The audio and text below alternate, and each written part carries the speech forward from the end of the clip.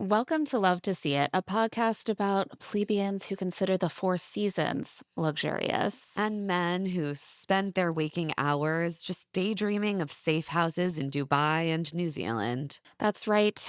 Today we're getting into Love is Blind episodes 10 and 11, and the men just keep getting more and more alarming. Specifically, two of the men, but also some of the other men. But Primarily two of the men. a little housekeeping before we get into this drop. Make sure if you missed it that you are checking out our Traders recaps.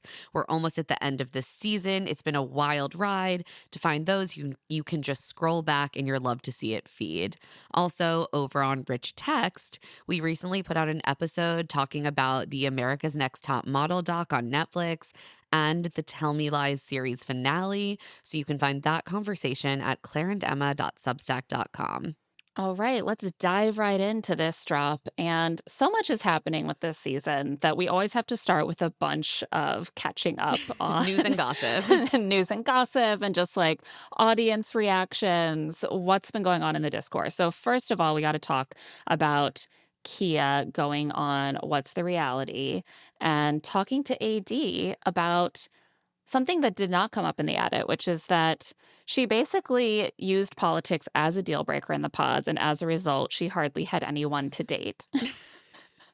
So at least we know one good thing about Kevin, which I think I assumed, but this is a confirmation. I mean, it sounds like it was really tough for her to continue connections because she didn't want to date anyone who, as she said, voted for this man.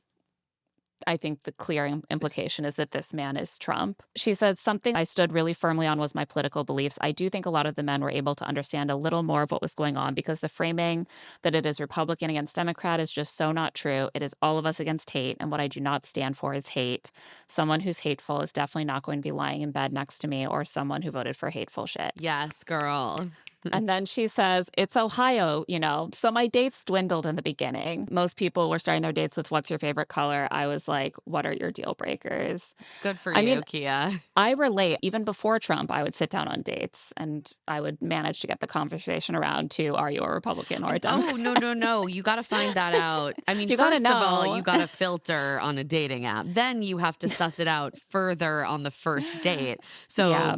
Kia, I relate to you, and I think this was wise. Jess gave an interview to Glamour, I think right ahead of filming the reunion, which I believe just happened in Atlanta. And in this interview, she clarified the timeline of her breakup with Chris. She said that they returned from Cabo on a Saturday, saw each other's homes on Sunday, and after this, Chris got a little weird and overwhelmed and said he needed to take some time and was going to stay at his place for the night. Jess said that didn't bother her at first. She was like, it was a really overwhelming experience. But then when she texted him on Monday, she never heard back from him. So by the time Tuesday rolled around, she wasn't even sure if he was showing up for filming. And she's basically like, I have no idea really what happened within those 48 hours. That's crazy. I assumed there was at least a week between returning from Cabo and the breakup. No, days, literal days. And even not even just days, they only spent 36 hours together before he started pulling away. The time they spent together back in Ohio was almost nothing. So that was a surprise. She also clarified that Chris actually did not see that conversation on the couch as a breakup. She said, I think we need to clarify that when Chris and I had that conversation on the couch, he ended the conversation by saying, I can't wait to do this with you. I still want to meet your family this weekend, etc. The delusion is so strong. Men like this don't think that women are real people. How could you imagine someone hearing the words that you're saying and still wanting to introduce you to their family? Chris has a strong belief that women should just take whatever honesty he chooses to give. Honesty in quotes. Well, if they don't, then they're judging him, and it's really not fair.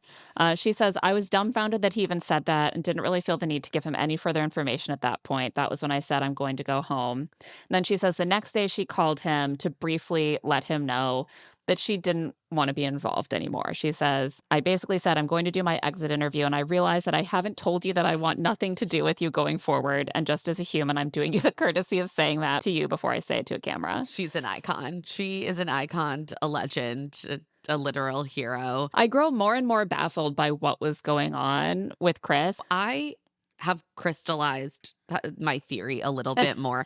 I think that we previously talked about the fact that he was clearly trying to kind of break her spirit in that conversation, and that he, I think, wanted to diminish her and then move forward with her, at least for a period of time, at least for some screen time. I think at the center of this, besides perhaps her not conforming to all of the stringent beauty standards he feels she should have in his head, I think there is like a deep well of insecurity in this man. And I think that seeing her home triggered something in him where he's like, I am not inherently superior in any clear material way to this woman. I think that you're absolutely right. I definitely glossed over the timing the first time that we Because watched. it's always unclear also. It's always a little unclear, but it does seem like he saw her house and immediately became deeply threatened. This is also what Jess says in her interview. She says, I think that seeing how different our lives are and this obvious deep need of his to feel dominant was extremely threatening to him. And I think that changed things. Thank God. Yeah, thank fucking God for her. I also think that when we talk in a moment about the interview that his ex Marta gave to Reality Steve, I think that also furthers that Yes. theory, because it's clear that he is extremely insecure about his financial success, his career success. It's very core to his identity and can kind of lord that over other people. And if anyone else ever flashes their resources, that is such a deep wound to his ego that he immediately begins to lash out in ways that people did not previously believe he was capable of. So, should we talk about this interview that his ex gave to Reality Steve? Yes. One other nugget I just wanted to briefly mention from the Jess interview is that apparently Chris did not only slide into Bree's DMs after the breakup, he also slid into another woman's DMs. And when we saw Jess at the mixer referring to someone, it was not Bree.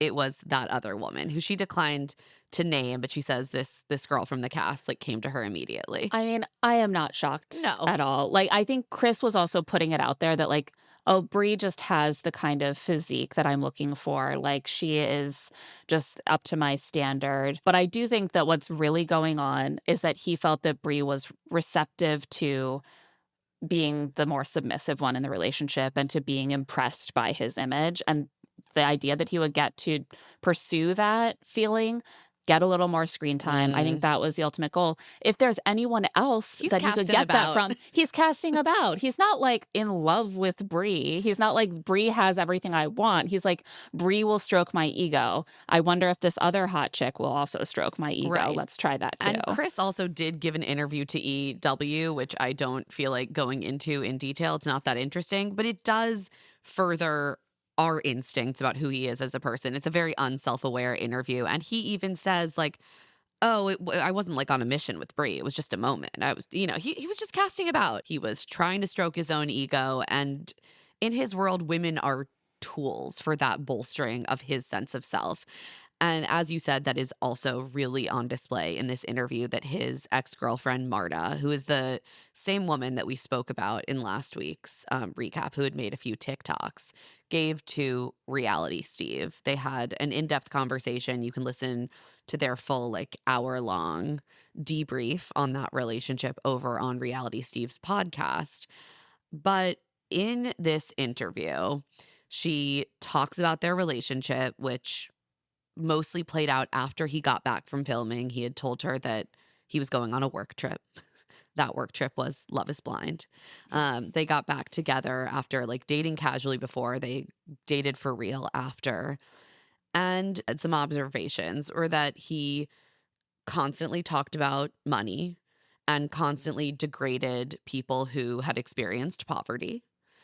She also says that he made racist comments to her on multiple occasions. And I think most significantly, during this interview, She plays a full 12-minute phone call that she received from Chris and recorded. It seems that this occurred when they were kind of broken up or in the process of wrapping up the end of their relationship. Yeah. He, true to form, sounds absolutely tanked in this phone call and is pretty incoherent a lot of the time.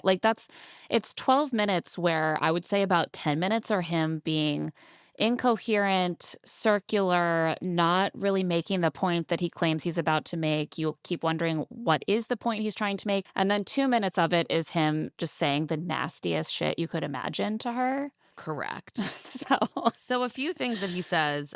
He tells her that her only hope in life is to marry a rich doctor. He says that her end goal was to, quote, fuck him, and not in the sexual way. I think he just means in the metaphorical way. right, because it seems like this was Unclear. related to her wanting him to pay her back for a trip that they split. Yes. But it's hard to tell what he's talking about again because it's incoherent and he keeps being like, the one thing I want to say about this and just make this really clear is that I want to say this so that you know, just as a human, not as a thing. I want to say this. I think, you know what? You're a cool girl. I liked you. I vibed with you. And you wanted to fuck me. And it's like, wait, what? But one thing that is very clear that he says is that he did tax fraud. So we have a small clip. You have no idea about my personal life. You see something at $60,000. You text me about $60,000. Marta, I don't give a fuck about $60,000. I was $380,000 in consumer debt. You think they're going to give somebody money if they don't make money? $380,000 in consumer credit debt? I don't think so. You have no idea. There was 1 year where I literally made $790,000 and I didn't pay taxes. I didn't pay fucking $1. And you can record this, do whatever you want, send to whatever you want to do. But guess what? I ended up paying $290,000. So the nice thing is that he did give her permission to record and distribute this phone call on the record. And he admitted to doing tax fraud. So I don't know if the IRS wants to look into this man. He ended up paying $290,000. Does he mean that he did pay the taxes? If so, why did he just say that he didn't pay $1 of taxes? Maybe he didn't pay $1 of taxes that year, and then they came for him the next year. I don't know. Also, I don't know. His point seems to be that he must be incredibly wealthy if he was able to rack up almost $400,000 in consumer debt. Yeah. Yeah. He also, it seems like he's very insecure that her friends have money to pay for a dinner. Right. One of her friends got some sort of bonus at work or incentive for taking on an extra job at work and treated everyone to dinner, including her and Chris. And it seems like this really triggered one of those ego wounds that we were talking about that made him feel bad about himself, like he wasn't superior enough to this guy. He doesn't say that, but his harping and obsession on that, I don't give a flying fuck, I don't care. Oh, your friends have so much money. No one talks like that unless they actually care a lot about the fact that her friends make money. And I would say that a solid portion of this phone call is centered on money. Here is another clip. Bitch, I can give you fucking $15,000. Shut the fuck up. Bitch, I want someone who's hey, hey, you don't need to give me $500. I got this shit. It's cool. And it's I could feel it in your bones. You were I want this $500. I want this $500. It was oh my God, it was so creepy to me. It was so weird to me. And I was with some girl for 7 years. Her dad was worth $30 million. And dude, I was just thinking in my head, I'm dude, She didn't give a fuck about anything. I paid $20,000 to go on vacation for 4 days with this bitch at the Four Seasons in Mexico at one point. And it's like, she never complained once. She never talked about it once.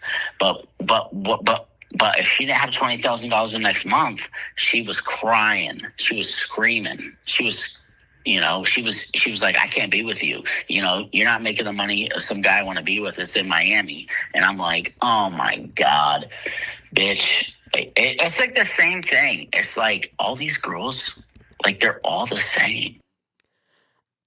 A lot going on in there. A lot of misogyny, a lot of obsession with the Four Seasons, which does feel significant given what we see in this drop of episodes. Yeah, it's very Trumpian. It's like, I have the money, and because of that, I can do these name brand experiences and go to these name brand places. But also, and like, you shouldn't want the money. But also, if you want me to have money, then you're bad also. But you shouldn't need the money. And it's creepy if you want me to pay you back. yeah, that part was hysterical to me. He's like, don't ask me for $500 to split this trip. I could give you $15,000.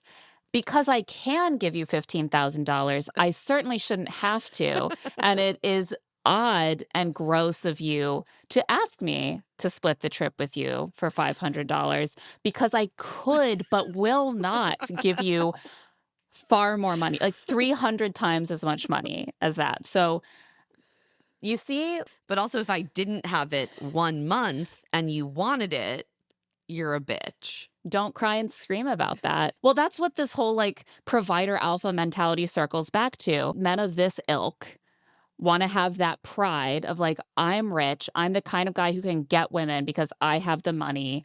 But because they think the women just want the money, they view the women with complete contempt. Exactly. It's like that worldview is a trap. Until you view them as human people you are having equal relationships with, everyone is miserable and insecure. And okay? I do think that that is the at least mental world that men like Chris live in. And I just want to say that the Four Seasons should run as far away from I know. association with this man as possible. Do not sponsor this man. Do not give him a brand deal. Like, You know what's really sad too is that actually having the money, which I don't believe he does, the amount that he talks about it and the way that he talks about it is more like, would a guy like me be poor? And it's like, Right. yeah, Yeah. it kind of sounds like it.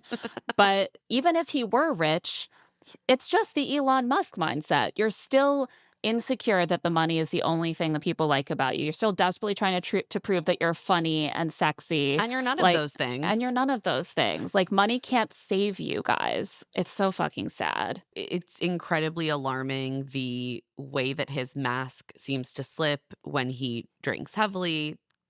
This clearly is a pattern of behavior. Yeah.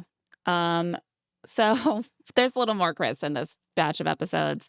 First, I wanted to talk just for a second about the reaction to Emma's family and Emma's sister Hannah specifically from last drop of episodes, because once again, I did not see it coming and I'm dumb because people hate mothers who are honest about having any ambivalence or complicated feelings Sure do. about having children. So the first thing I want to say is that media literacy is truly dead. I have seen so many comments about Hannah on social media, and less than a handful have correctly described what she said. Almost all of them very ungenerously misconstrued her. What she said was, I don't regret my kids. I love them. I wanted to be a mom. But if I got to have a second life after this one, I would choose to have a life with no kids and get to experience that as well, because I've given up a lot in this life for the children that I chose and don't regret. Right. What I heard her saying was there are multiple life paths that are full of challenge and value. And both Right. of those are equally wonderful. And I wish that there was a way for me to experience both of them. I've made a Exactly. choice in this life and I do not regret it.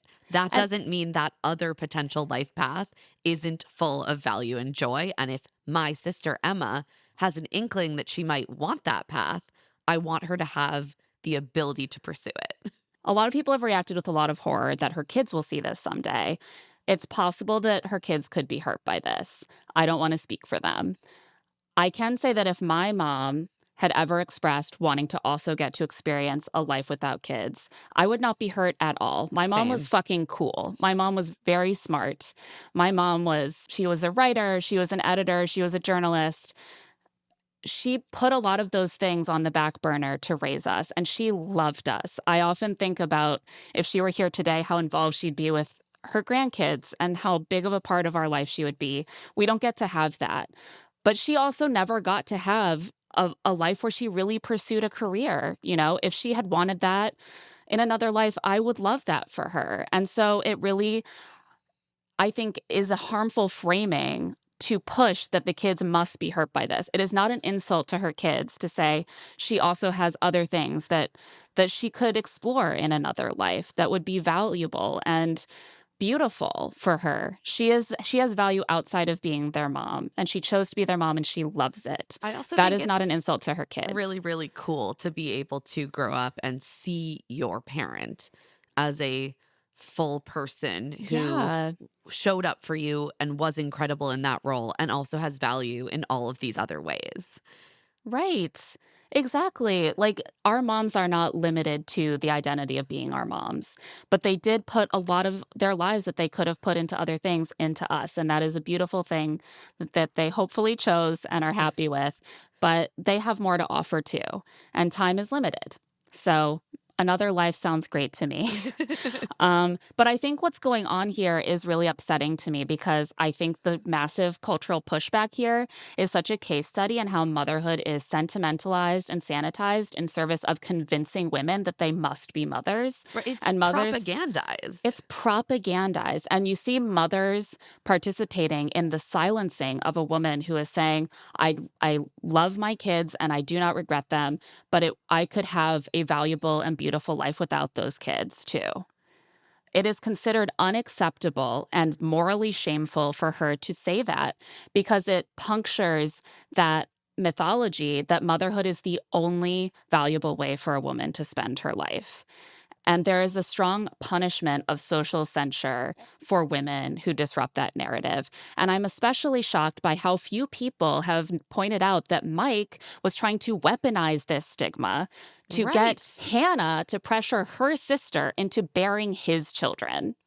He was trying to weaponize the fact that if she says on camera, I regret having my kids, everyone would consider her to be a monster. And so she has to say, of course I don't regret my kids. And then he can turn to Emma and say, see, if you had kids, you wouldn't regret it. So how could you choose not to do this thing that you certainly won't regret? It'll be worth it. You'll see when you have them. Every mother agrees. That is how this is used.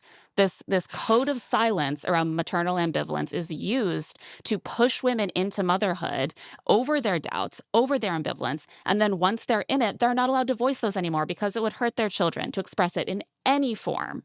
And so they're stuck there. It makes me like really upset to see. And as a Me mom, too.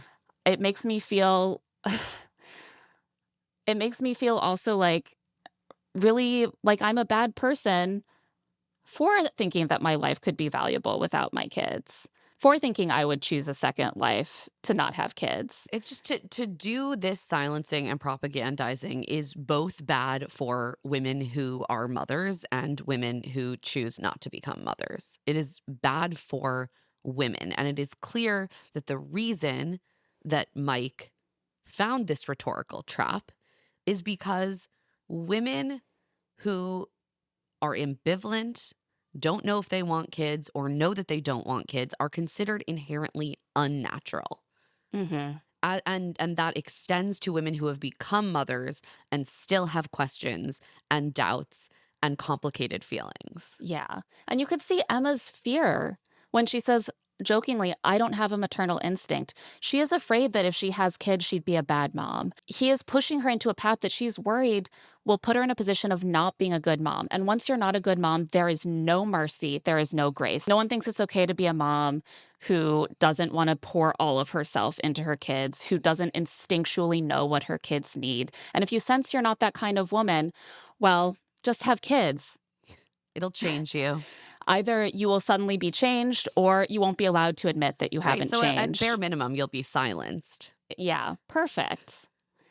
So I just wanted to touch on that because I've been really alarmed by how the sort of pronatalist trend culture that we're seeing is being played out in this way on this season in such a widespread way. Like, I've seen very little pushback on it, and I think it's really damaging for us as women to let this spread.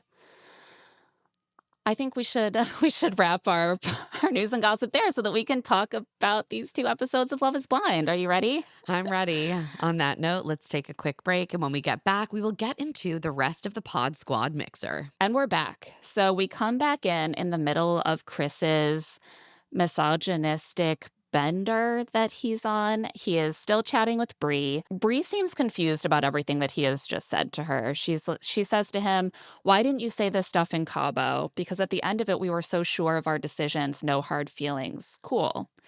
I thought this was a slightly odd response because it just fuels my suspicion that she was feeling things out in Cabo, and then she felt like he kind of blew her off. Yeah, And she's sort of like, "I wish you had said this before." I think what we see in this conversation is that Bree is battling between two sides of herself. One side is disgusted by Chris, and she does reach a breaking point in the conversation. The other side of her is flattered by his Yeah. attentions. Flattered, and also, I think, seeing her usual type of guy in him more so than Connor. Yeah. So Chris tells Bree that he has regrets. He says when he was in the pods, he told Connor that he had decided that Jess was his number one. And he says that this is why Connor went for Bree rather than Emma. I'm going to say in the tapes we've seen, evidence of this not found. Yeah, I know it's all highly edited. There are circumstances where I want to give someone the benefit of the doubt, or it does make me question the edit. I don't trust Chris. He's not a reliable narrator. And I do think that what we actually saw from the edit, which again, we can't trust 100%, but what we saw was the opposite, which is that we only see Chris go all in on Jess when Jess chooses him. Connor and Bree had already decided, from what we can tell, to be a couple at that point. And also Emma was a completely open option for Connor had he wanted to pursue that relationship over the relationship with Bree. Right. So the implication is just that, like, Connor would have explored things with Emma if Bree had chosen Chris, which is that even such a terrible thing? Right. No, this is just clearly meant to seed insecurity in Bree further about Connor. Right. Chris also tells Bree this man cannot help but neg any woman that he is trying to connect with. He tells Bree that really his main concern about her was that she was friends with a lot of loser dudes. And he defines loser dudes as, quote, dudes who are happy with life, going with the vibes. You have to be a misery and then you're a winner. Where are all of your miserable male friends? That's what I want to know. I mean, I do think that fundamentally, he is the kind of guy who thinks that the perfect woman has no male friends or perhaps even friends at all. Because you know what? That's very fair. Compromises his sense of complete control. Then he starts ranting about how, in distinction to those guys, he has a clear path to where he wants to be in 20 years. He says, we need to have these type of assets, guys who are directional driven. He is not super coherent in this conversation, but I think we are supposed to assume that that is referring to him. Yes, I think so. Then he introduces the topic of why he's interested in Bree. Quote, I'm back in the real world. And I'm like, she lives half a mile from me. She's hot as fuck. And we vibed so well. I love that he led with, she lives half a mile from me. Like, what woman wouldn't be flattered by the idea that she's just a really convenient person for him to hook up with? Yeah, he's like, you're really convenient for me to hook up with. I find you hot. And I thought you had a lot of loser friends. Yeah. Primarily close by. Secondarily, hot enough to fuck. Tertiary, we vibed. Your personality is third on the list. He asks Bree if she's attracted to him because he would take her to the Four Seasons. That's maybe luxurious to normal people. Not to him. Not like, if it's not luxurious then to why you, are you going? Why are you spending your 20 grand? He's like, "Oh, normies think that this is luxurious. That's where I'm taking you. I can tell that that is the most you could possibly dream of." At this point, Bree does not seem disgusted yet, which is concerning. Yeah, and it's like, of course, I've seen people speculate, like, are they cutting this in a way that leaves out some of Bree's pushback or responses? That's always a possibility, but she is certainly still there. And smiling, I would say.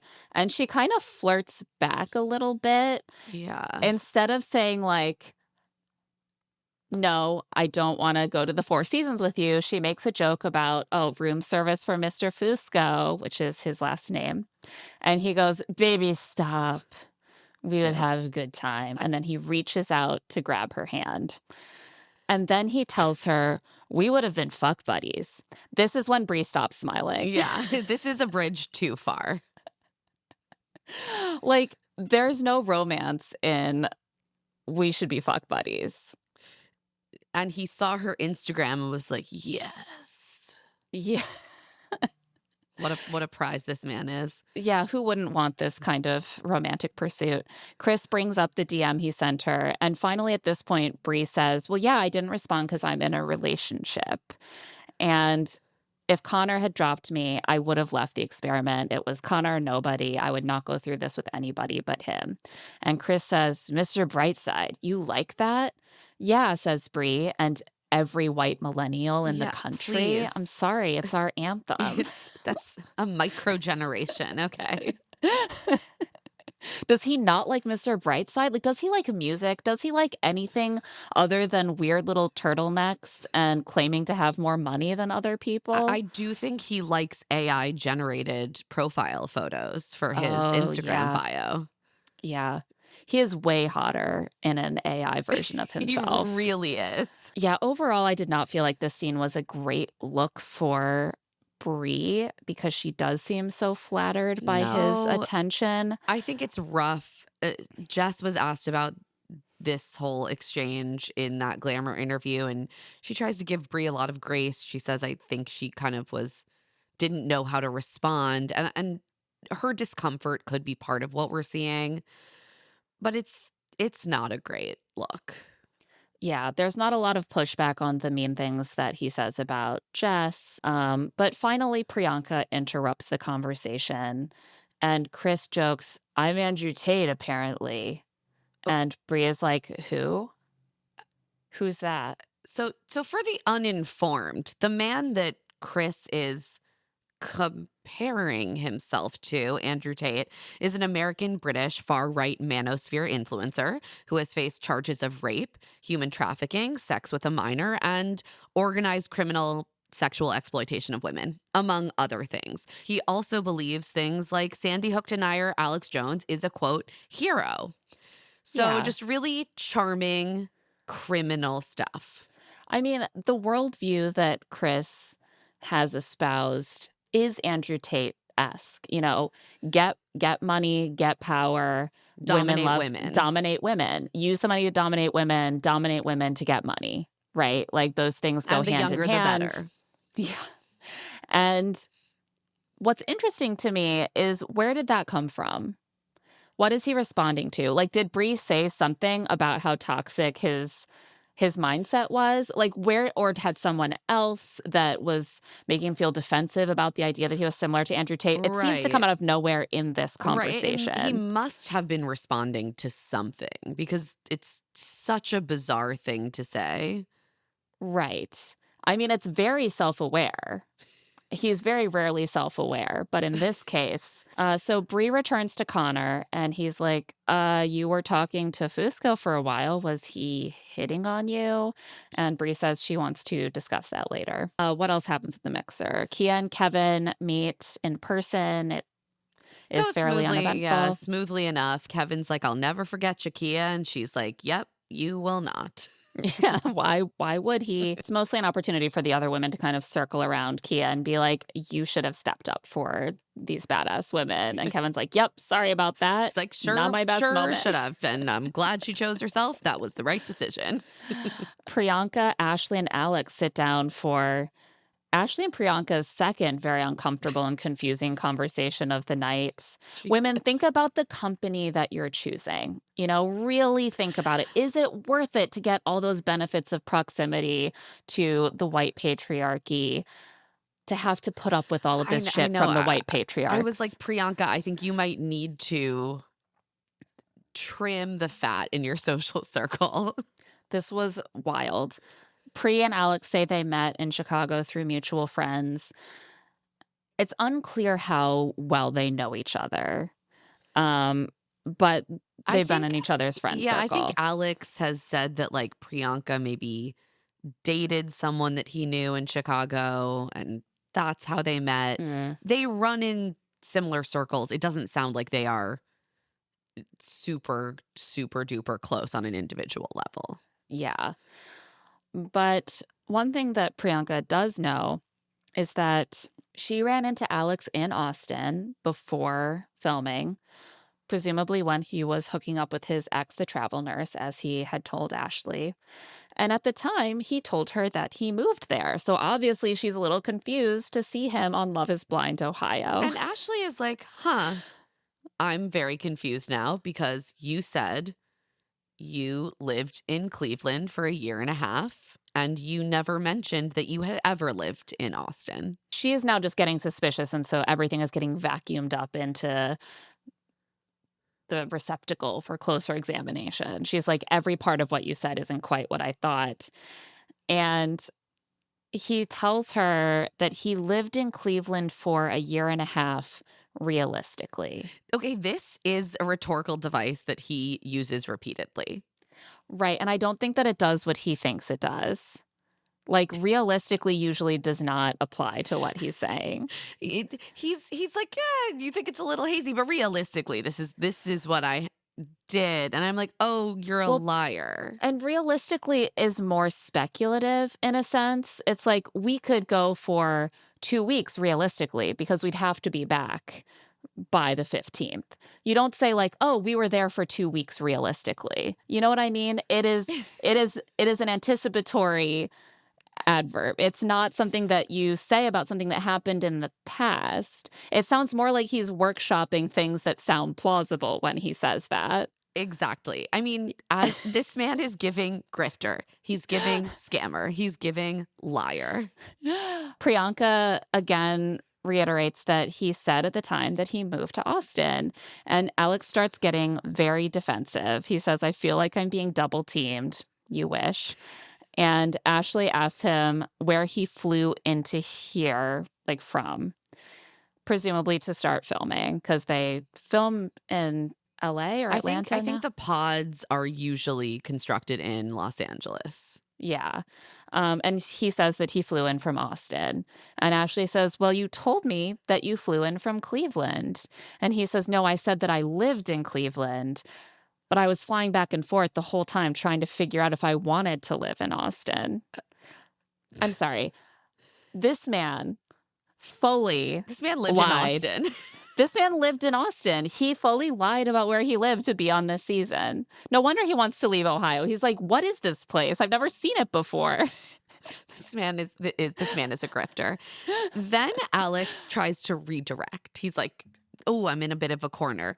And he's like, so Ashley, you didn't have anything before this, like relationship wise?"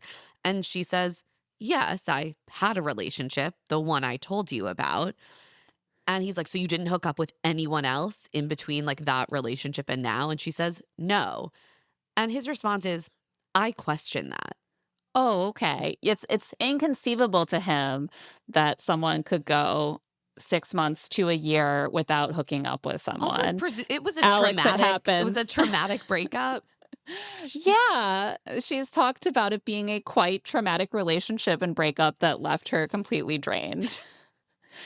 And so he's like, "I think you're lying about your sexual history."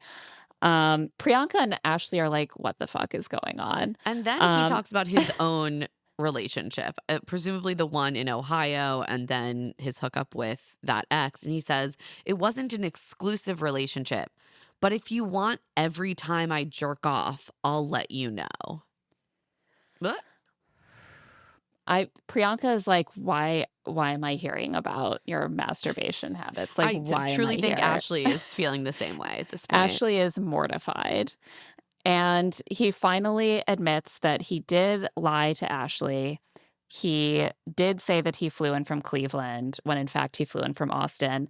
But he has a great explanation. It's because he didn't see a point in explaining the full situation to her. It was easier because she would have had a billion questions that he wouldn't feel like answering because it's not relevant to this process. You would have questions and I didn't want to answer them. So that's why I lied. Don't you get it now, right? Every clause in this sentence makes it worse. He's saying, I lied. I didn't see the point in telling the truth to you. It was easier for me, and I chose to do the easier thing rather than be honest. Which, again, was lie. Because you would have had questions, and I wouldn't feel like answering them. I just wouldn't feel like it. It's not even worth just doing it because I don't feel like it.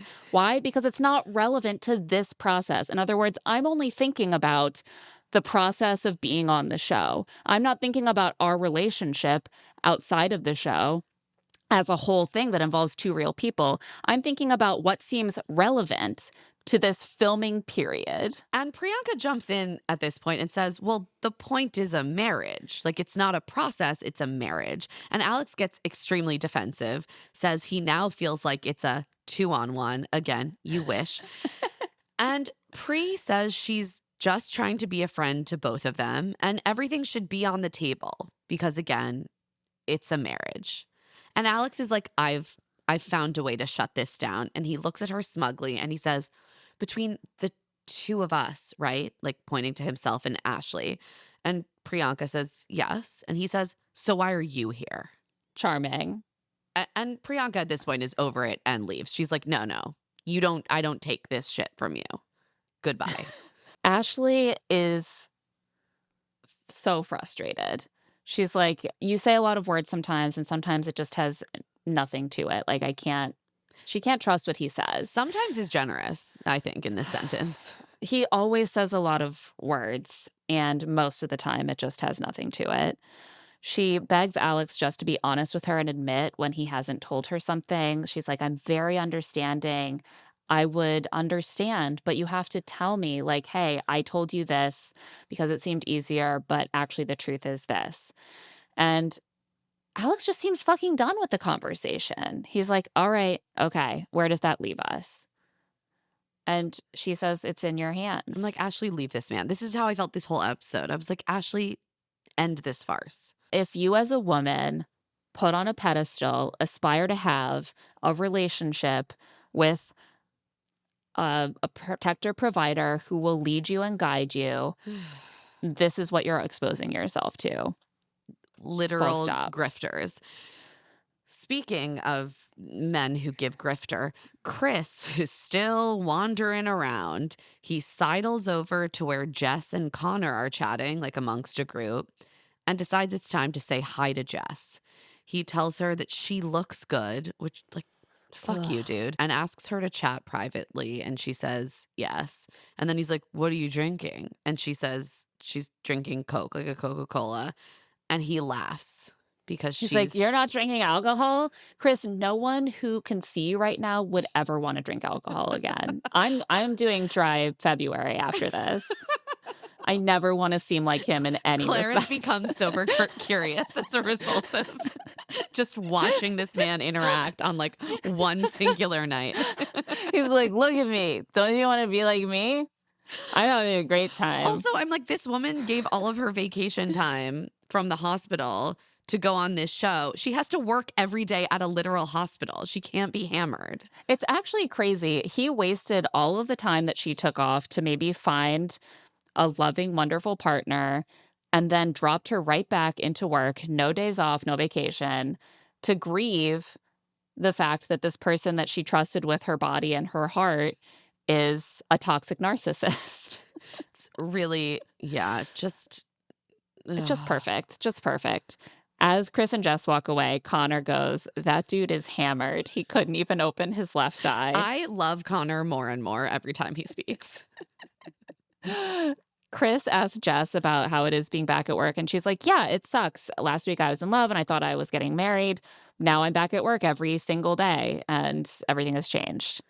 And he takes this opportunity to get annoyed with her that she didn't text him enough after the breakup. And she Text you what? Does he wish that she were texting him daily abusive rants about what a psycho he is? Because I really don't know what else he expects to get from her. What other communication do you think this woman owes you? And she correctly says, are you fucking kidding me? Also clarifies that she literally did text him after they broke up. And he's like, I only got one text from you. Sounds like more text than you deserve to me. He tells her that he wasn't trying to be mean and he's sorry if it came off that way. 5 minutes earlier, approximately, he was literally screaming at the top of his lungs in a bar on camera about how Jess is the worst sex of his life. He didn't mean to be mean. He didn't mean to be mean. He then tells Jess that she's very, very attractive and that she has dark features. She cuts him off here and says he doesn't have to tell her why she's attractive, which is the right thing to do. This hit the ear really weird for me. I'm sorry. If a MAGA man is coming around me talking about dark-featured women, it just feels like there's a racial subtext there that I do not care for. I don't care for it at all. It's giving phrenology. It's giving 18th century view of categories of humans. Like, it just is off for me. This is also kind of how Alex talks about women.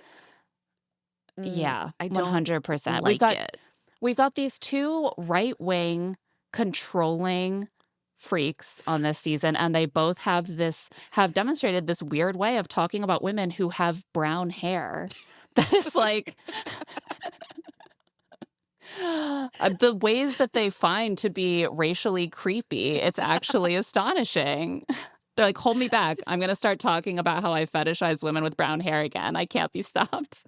The opportunities are so expansive. Oh, Jesus Christ. And then Chris says, I know you hate me. It's okay. There's a lot of people who hate me. She should hate him. Jess says that she's really, really hurt. She is so kind and graceful with him through this whole conversation. I feel like she's just trying to give him as little of her energy as possible. And she's like, I don't want to engage with this shit. And Chris is like, so when's your next day to just chill? Like trying to get information about her life. And Jess finally just cuts him off, which fucking go girl. And he's like, well, fine. If you don't want me to worry, then I'll just do my own thing and worry about myself for the rest of my life. She just looks at him and says, I thought you already were. The entitlement that he shows to still be involved in her life after a breakup, period, but especially after the nature of how it took place, shows such a lack of self-awareness, such an obliviousness. He really doesn't understand that other people have interior lives and feelings. No. And maybe that's because all he has inside is an insecurity about his bank account. He doesn't understand that other people have more complex emotions going on. It's just wild, and it'll be really interesting to see how he shows up to the reunion. Yeah. Jordan and Vic chat with some of the other guys, and Vic asks if Jordan has met Amber's daughter Emma yet, and he says he's met Emma's dad, but not Emma, and he's looking forward to meeting her soon. He got her a gift bag full of the good coloring books and colored pencils. But it's scary. He's like, I don't want them to feel like I'm invading their space. Like, it's just like a lot of pressure.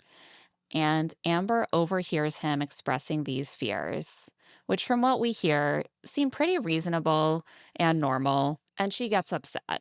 And she tells him that if he wants to bail at any point, he's allowed to. And he follows her. He's like, Amber, you're hearing the wrong thing right now. And that's the last thing we see at the mixer. All-time mixer, no notes. On that note, let's take a quick break. When we get back, the rest of this drop of episodes. And we are back. So post-mixer, we get check-ins with all of our couples. Ashley and Alex debrief, and Ashley is unfortunately conciliatory. She always is after. I know. Like, again, dump him. Ashley says she wasn't trying to attack Alex. I mean, he deserved it. But she does want to understand what the nature of his relationship is with this ex now. And Alex insists, like, we have no ties. She's in a relationship. I'm happy for her and I'm happy with you. Yeah, I feel like Ashley is getting distracted by the wrong I know. thing I was here. like, the problem is this man is a liar and a grifter, not that he's involved with this ex. Right, like, he tried to get involved with Brittany, like, 1 week ago, you know, you're not She's gonna not, she have to doesn't worry. know. She doesn't know No, that. she doesn't know that. My point is, like, you don't have to worry about this one specific ex, you have to worry about the fact that he is missing some sort of chip that makes him actually care about people.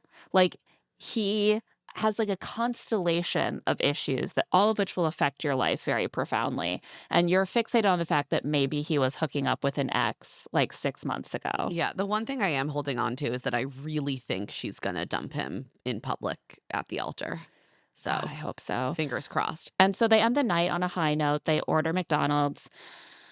I feel like the guys often do this thing where there's a fight and the woman is clearly still doesn't have her concerns resolved, and the guy's just sort of like, should we, like, go have fun? Should we order McDonald's? Great, we're doing that now, so everything's fine.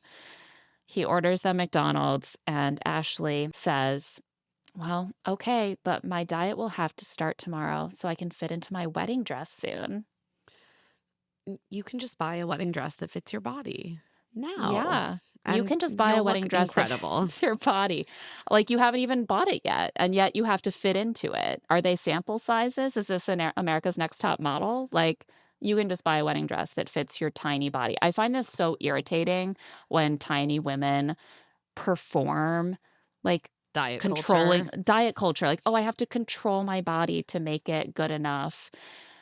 In this way that is so clearly just it's almost like virtue signaling or something in their world. It's like, "Look at me, I'm gonna be so restrained, I'm not gonna eat McDonald's again, so I can fit into my wedding dress." To marry a scammer. Moving on to Amber and Jordan. Amber is clearly incredibly triggered by what happened at the mixer. She's like so upset she doesn't even want to speak to Jordan afterwards. She says, like, I don't want to be with someone who isn't ready for all of this. She's like in bed, silent. He asks her if she wants him to fuck off, and she doesn't even speak to him. So he just, like, defeated, leaves her alone in the bedroom. And he tells the camera that this is their first fight. And he starts muttering, like, to the dog about, like, great, another person I can't talk to my feelings about. One-way street. One-way street, brother. He has the dog, he can talk to the dog about his feelings. What's interesting here is that it seems like the issue is that he didn't talk to Amber about his feelings.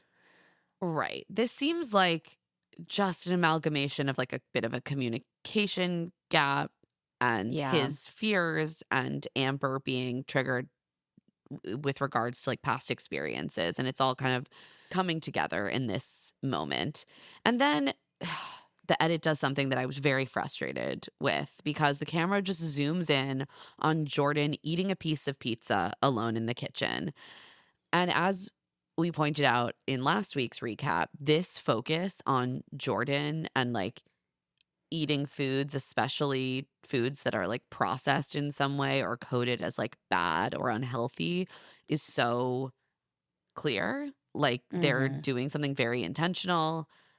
I hate it, especially because we've just come from a scene where Ashley and Alex are ordering a ton of McDonald's chicken nuggets. We don't get a scene of them, like, eating all of them. Right. It's almost every scene that Jordan's in circles back to some sort of commentary on how he just is voracious and can't stop eating. And I'm like, And I'm sorry, all of these people are eating. We need to eat to sustain our bodies. And nothing is more normal than eating a bunch of pizza after a big night out. Yeah, where are you had a kidding? bunch of I was like, first drinks. of all, that pizza looks incredible. Like, that's what you Yeah, should do. no, it's getting more and more pointed, I feel, every drop, the way that they're depicting him as a character.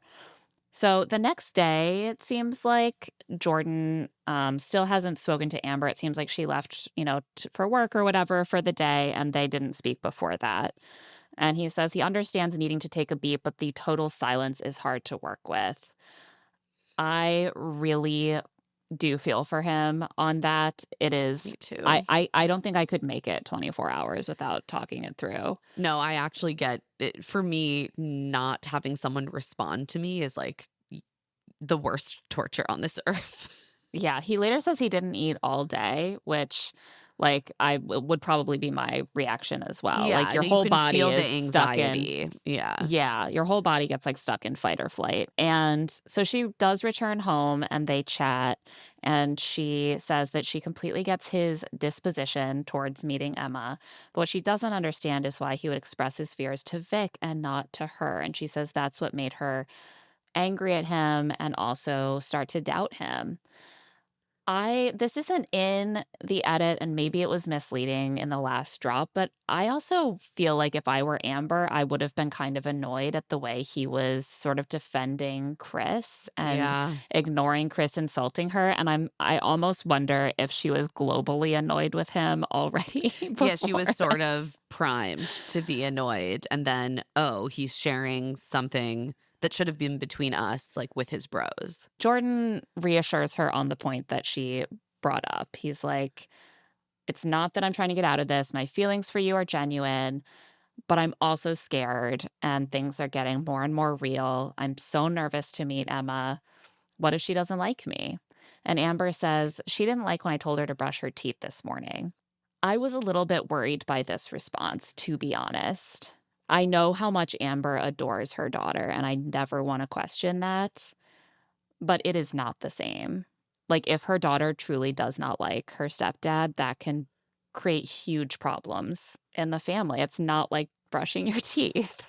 Right. And I understand her point that, like, it's not like they have some toxic, explosive, or abusive relationship that, Emma's going to be witness to. But his fears are also fair. I think he's completely right to be concerned about Emma not liking him. I do think it's important for them blending together as a family that Emma doesn't just accept him like she accepts Yeah. brushing her teeth, but that she likes him. And I think that Amber should probably be thinking about it more that way. It's Like, if also Emma just doesn't like him, that will be a problem because it will. it's also just such a hard thing to navigate for a single parent and the Mhm. potential partner on this show because of the structure of it. It's a really condensed timeline. Obviously, most parents don't want their kids to be heavily on camera, which feels right to me. But that also means then that child is not getting a lot of time to spend with the new Yeah. potential partner before like a legal commitment. It's a really hard thing to navigate for everyone involved. Yeah.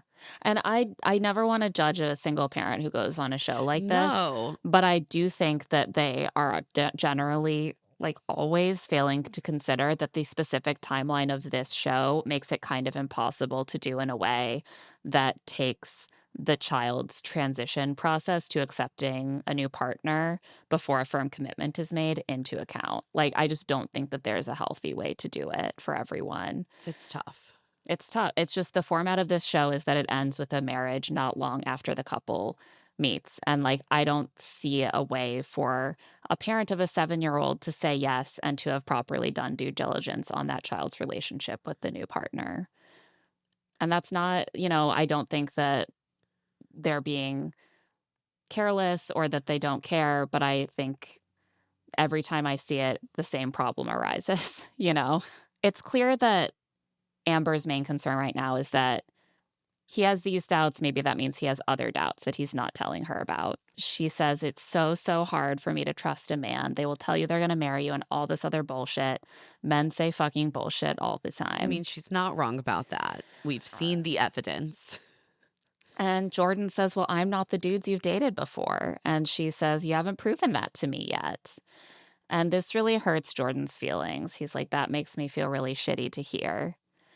And Amber says, "I have to build this wall to protect myself because of the experiences I've had." And he says, "I get that, but I don't know how to get you to trust me." And finally, she says that she does trust Jordan. She says, "Usually I go into fight or flight, I would bail, but I chose to show up today. That means something." And they end up hugging and making up, and things feel like they're back on track. It just feels like these are two people for a variety of reasons within their circumstances who like need more time. Yeah, I think that Jordan is appropriately spooked, but he is a long way from really understanding how his life is going to change if he becomes a father figure to a 7-year-old. And I think that Amber is not close enough yet to having the kind of trust in him that she would need to have to really bring him into her 7-year-old's life. And yet they are supposed to have a wedding in like a week. Yeah. The math is not mathing on this one. We also see Bree and Connor debrief after the mixer and talk about the chat she had with Chris, who Connor refers to as, quote, our little buddy. And Bree does admit to Connor that Chris was saying some really weird and inappropriate stuff. And Connor seems pretty done with Chris, which was my hope, frankly. Yeah. Last week, he's like, that dude's not anybody's friend anymore. He seems kind of stunned by Chris's heel turn. And Yeah. Bree does ask Connor about what Chris said to her about like the time in the pods. Like she explains to him Chris's version of events, and Connor basically dismisses Chris's story and is just like, he's trying to breed insecurity and like drive a wedge between us, and it's really disrespectful. Yeah. I mean, normally I would give less credit to the person and the couple who is trying to preserve their relationship, but I'm like, who could trust Chris on anything? Even That's the Bree just sort thing. of, Bree throws it out there, but it's clear that she doesn't put much stock in what Chris says. She says she had really respected Chris, and it sucks because he has totally given her the ick. Finally. While they're talking, Bree gets more messages from Chris on Instagram in vanish mode. This sketchy motherfucker. He is trying to like sneakily initiate an affair, and she's sitting there with her fiance being like, get a load of this. It says, are you staying in GV tonight? I'm like, is that the apartment complex or the Or the town- neighborhood? I don't know. Connor offers to answer, but Bree doesn't want to engage at all. Which is and the she correct. Is correct. Yeah, she is correct. She's like, if I respond or you respond, he's just going to keep responding back. Why would we put our energy into that? I'm like, yes, Bree, exactly. That's why maybe you don't need a part 2 and 3 of your relationship with Chris. Maybe that's why you don't need to stand at the bar with him making jokes about the 4 seasons and room service. But she's gotten there. They end this chat happy and doing thumb wars, which Bree wins, and Olivia Dean's The Man I Need plays. Connor is music. the man I need Oh in my this God. season. Yeah. I mean, we got Olivia Dean. We get a Dido needle drop Oh, yeah, with Alex and about Ashley. refusing to surrender. I'm like, you will go down with this ship, Ashley. No. You will. Abort mission. These women are going down with too many ships this season. Later, we see Bree and Connor drive up to Grand Rapids with a pit stop in Ann Arbor to see Bree's family, including her father, Mr. McNeese, to Connor, of course. Apparently, it goes well. It's not filmed. We do see a little home footage, but nothing of note. Some still photos with her dad. Like, great. Yeah. Proof of life. Yeah. Brittany and Devante have the visit to Brittany's home. Her whole basement is like a home lash studio. It's very professional. Yeah. I was like, this does look very comfy. You've done well, Britt. Yeah. She's like, I don't want people to feel like they're getting their lashes done just like in someone's house. It needs to be like a proper arrangement. She has a working fireplace, but she keeps a couch backed up against it. It technically it's working, but she doesn't use it. The feng shui is all off. I'm sorry. Should never have a couch backed up against a fireplace. They discuss finances. The plan is for both of them to live in Brittany's home, which she owns. And also, like, it is all outfitted for her business. So that also makes sense. It becomes clear that Devante brings in more money. He says his old mortgage, where he previously lived, was over $5,000 a month. And she like almost chokes. She's like, before bills? Oh, okay. Wow. But he says, it's sales. Some months I only make 12,000. Some months I make 40. Only 12,000.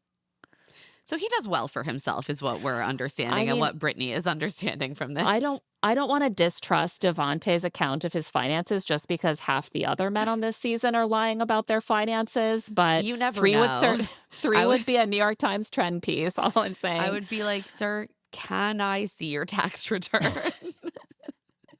Did you file Yeah, one? did you pay taxes, first of all? We see some wedding planning with Christine and Vic and Emma and Mike.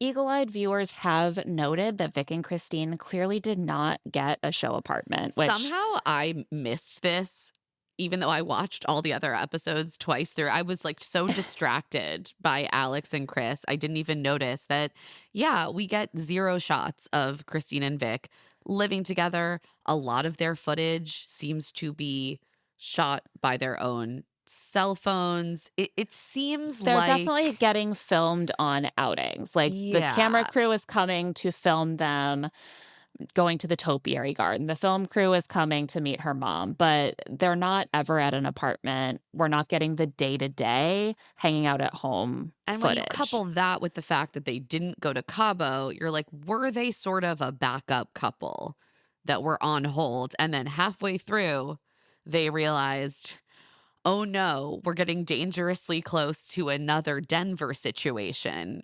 We need an actual romance. I think that's actually really astute. I think that people have been wondering why they got treated differently. I think it's because they've tried to pick the couples that were all tied together and had drama. And then they thought, oh no, all these dramatic couples are not going to restore people's faith and love. We need one of those. They keep Christine and Vic potentially involved by following them to some extent, But not fully investing. but not fully invested. In past seasons, they have simply cut couples, and then later the season has fallen apart. And oh, look, this couple got engaged in the pods and didn't get followed, and they stayed together. They're clearly calculating, like, how can we stay in budget, but also hedge our bets as much as possible? Yeah. And I will say, I will give credit to my friend Liv, who pointed this out to me over dinner the other night. And I think that this is like a correct theory. Yeah. And, like, to be fair, Christine and Vic are not giving drama.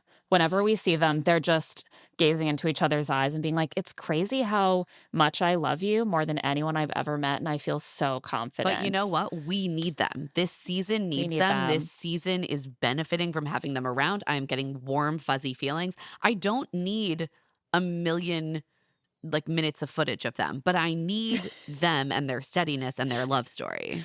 Yeah, I just need like a little respite here and there, like a little stop at an oasis through this desert. And I'm just like, these two are going to end this season beloved. Like, they are giving Brett and Tiff. They are giving Lauren and Cam. We also see Emma and Mike doing some wedding planning and discussing colors, and she loves dark green and florals, and he clearly is not into this at all, but he refuses to admit it, even though she pushes him to be honest.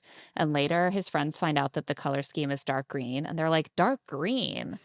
Like it's a color they could never imagine him. I was like, a lot of people have greenery in their florals. What? It was almost as if everyone knows that he specifically hates the color dark green, because why else would you have that reaction? And he's like, well, Emma really likes dark green. She's not making you do this. She asked you what colors you liked. And you I'm said getting you annoyed don't at care. Mike. Yeah, same. So this leads us into wedding dress and suit shopping. It's 7 days until the weddings. And, there's not so much to say, but there were like a handful of notable moments. First, we see the boys talking about Chris, and Vic is like, "Oh, Connor, I've been updated on the haps with Chris. What the fuck?" Yeah, Connor says, I'll never talk to that dude again. We were close, and he used our conversations to try to hit on Brie. So I'm done. He has been a little bit more conciliatory in interviews now. Like the way that they talk about it, the men, is sort of, we're not as close to him as each other. And we're disappointed by how he acted, but he's like, he's dead to me. And it seems like Connor has softened his tone a little bit. Curious for the reunion. Jordan thinks that Connor should have responded to the DM Chris sent Brie with a photo of his nutsack. And Connor says, he thought he was going to steal her from me. Buddy, you're 5'6", and Brie won't date anyone under 5'9". He starts like popping his shoulders. Mike's like, she wanted a man. I do not support height shaming our short kings except for Chris. Yeah, no, we can make an exception for Chris because he sucks. But in general, Yeah, we love a short king. Bree's mom and Connor's mom both come with Bree to wedding dress shopping because, according to Bree, they're just Midwestern moms. So obviously they get along. It's like they're the same person. But it is a very sweet dynamic. They actually also do look very similar, and Yeah. I found it confusing. Bree says that in Grand Rapids, her aunts and her dad asked Connor some tough questions, but ultimately they all love him. She puts on a simple halter dress, and everyone is like, oh my God, Bree, that is you. And she says, you're right. I'm not trying to be someone I'm not and try on glitter and florals. But she sounds kind of sad about it. I was like, guys, gas Bree up in some glitter and florals right now. She clearly wants I'm to like, try on a ball give gown. this gal some accessories. Let her try on a variety of dresses. I feel that way about all of them. I'm like, let them try on more dresses. Yeah, I hope they're trying on more that we don't see. Brittany, however, is not trying on more. She already has the wedding dress and she brought it with her just to sort of show everyone. Um, and her mom, Susanna, tears up talking about how she bought Brittany a wedding dress before the show because this here is faith. And this just started to give me that same feeling that I had in the beginning of the season, which like is that Brittany went in with this kind of unwavering faith that this was going to work, that this had to work. And I worry that that is contributing to the pressure Britt is putting on herself to stay in a relationship that seems like really fundamentally incompatible. Yeah, later she says something to Devante, I think, about how she's been holding out for the right guy, but it really just seems like she's done holding out. Her light is on. She bought the dress. She's going to do it. And And he's she's it. he's it. Like he's the one who showed up at the appointed time. And she tells everyone like he is more than worth the wait. He checks every box. And then immediately she says that he's a man of few words and she's come to accept that. Sounds like that was a box he didn't check. You know what I mean? It's like she is telling herself that he fits every box that she wanted, but at the same time, she is adjusting all of her boxes so that it can fit the man who is available. Exactly. We see Christine talking about how much she loves Vic. She does hate a few of the dresses she tries on. And I was like, yes, this is relatable to me as a person who has tried on wedding dresses and hated the majority of them. We see some of the men trying on clothes as well. Jordan says he wants his suit to fit right. He says, I'm a big boy, but I want it to slim me down a little.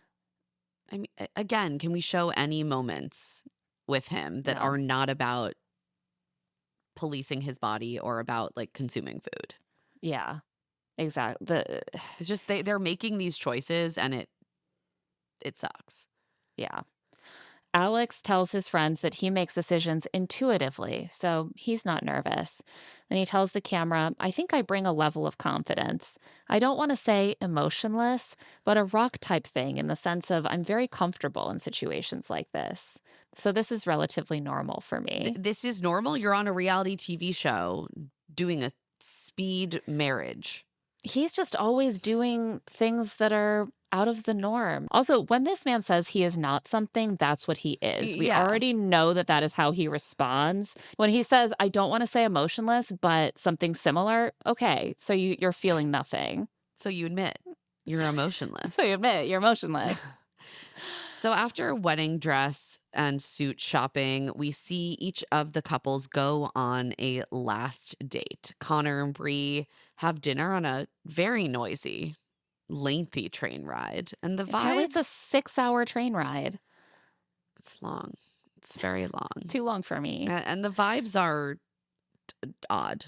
Whenever they're together, I get very disoriented. I can never predict the next turn of the conversation, and it completely has to do with Brie. I Yeah. never know what's about to come out of her mouth. It's a I'll- winding journey. It'll seem like the vibe is good, and then she'll just say something that seems really mean, but it doesn't seem like she intended it to be hurtful, and he doesn't take it that way either. Bree talks about how she knew her dad, G-Man, would come in with a iron fist because she's his only daughter. And Connor is smiling a little bit at this, just in a normal way, I thought. And she breaks off and says, you're cheesing. Are you laughing at me? It's just weird for me. I'm being so honest. I would not have known that I was supposed to frown while she was saying that. Um, she sounds really annoyed. But Connor is, like, unflappable when she does this. I know. He's just so steady in his adoration for her. Yeah. He's besotted. He just says, "You know, your dad and I are weirdly similar in ways we wouldn't expect, even in mannerisms and looking over to check if she's good or holding the door or paying for stuff." I wasn't sure what that meant. He says he can see me as a normal guy. Connor is very fixated on being seen as a normal guy. Yeah. And I'm not sure why, because he does seem like such a normal guy. What makes him feel like he's not a normal guy? I don't know. But I guess that he's also feeling like he is hitting some of the markers that her dad would expect of, like, how to treat a lady, how to treat G-Man's daughter, and he feels like he got the go-ahead. Bree says she knows what she wants. Connor says, "Yeah, you're a boss bitch. You do what you want when you want, and the fact that you choose me every day makes me feel even more confident." Bree doesn't like hearing this for some She, reason. like, hates this. She's like, She "That's hates it. interesting." And this is when we learn for the first time that apparently Bree is, like, not in a good place. She says, "You're Mm. not getting the best of me. I'm not myself right now. It's crazy that you're falling in love with this part of me." And this is where I started to sense that part of Bree's contempt for Connor is the fact that he likes her so much. Yes. Yes. Yes. She's like, "I wouldn't want to be a part of any club that would accept me as a member." Right. She's like, And "I I kind of hate myself right now. And the fact that you like me and are willing to accept this is concerning." and she keeps trying to frame this positively, but the fact that she actually feels contempt for it keeps slipping through. That is so well spotted. And I think that the fact that he is also investing his own confidence in her opinion of him, to her reads as weakness. Yes. That he is subordinating his sense of himself in some way to her. And what is she? She's not even that great right now. He says she's under a lot of stress. She's working hard, but she still at least gives him a little hug and kiss at the end of the day. On his worst days, she knows how to talk to him. She's been there when he needed it. He falls more in love with her each day.